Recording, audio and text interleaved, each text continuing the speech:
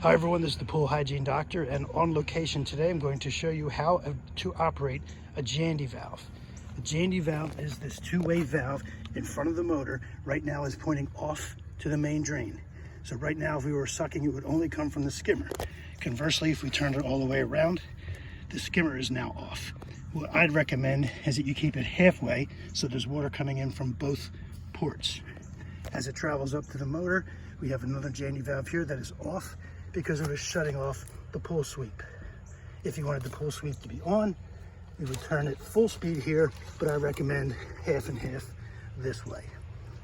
So as the water comes through in filter, it would be cleaned through your filter and back into your pool. If it was on backwash, it would come out your backwash line. So that's a quick synopsis on how Jandy valves work. They're very easy and very efficient.